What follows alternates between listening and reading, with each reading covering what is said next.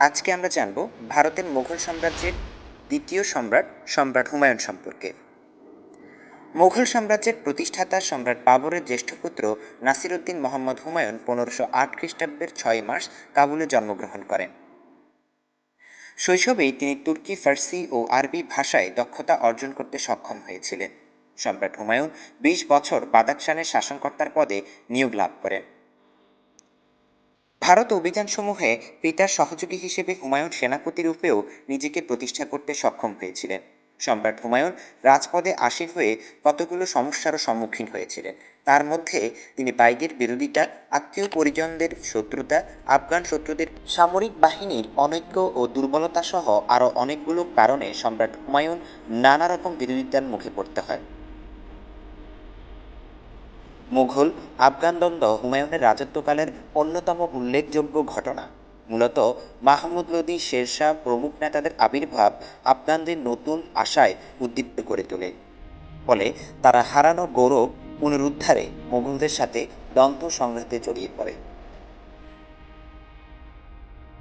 1531 খ্রিস্টাব্দের জুন মাসে সম্রাট হুমায়ুন বুন্দেলখণ্ডের সুরক্ষিত কালিঞ্জর দুর্গ অবরোধ করেন। 1532 খ্রিস্টাব্দে তিনি চুনার দুর্গ অবরোধ করতে সক্ষম। এছাড়াও 1539 খ্রিস্টাব্দের 26 জুন চৌসায় সংঘটিত যুদ্ধে শের খানের কাছে সম্রাট হুমায়ুন পরাজিত হন।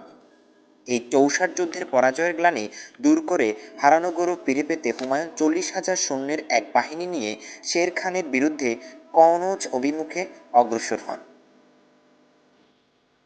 1540 খ্রিস্টাব্দের 7ই মে শেরশাহ 15,000 সৈন্য নিয়ে কনৌজের অভিমুখে বিলগ্রামে মোগল বাহিনীর শক্তি পরীক্ষায় অবতীর্ণ হন।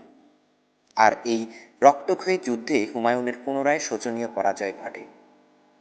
ফলে এই মীমাংসাত্মক যুদ্ধের মাধ্যমে ভারতে সাময়িকভাবে মোগল সাম্রাজ্যের অবসান ঘটে। পরবর্তীতে 1555 সালে লাহোর, দিল্লি ও আগ্রা অধিকার করার মাধ্যমে মূলত তাদের হারানো যে রাজ্য সেটি পুনরায় পুনরুদ্ধার করতে সক্ষম হয়েছিলেন।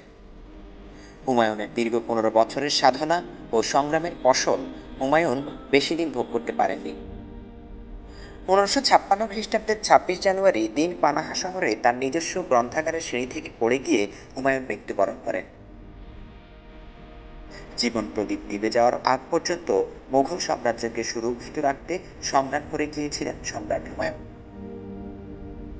মুঘল সাম্রাজ্য রক্ষায় তার যুদ্ধ এবং সংগ্রামে অবদান তাকে ইতিহাসে অম্লান করে রেখেছে।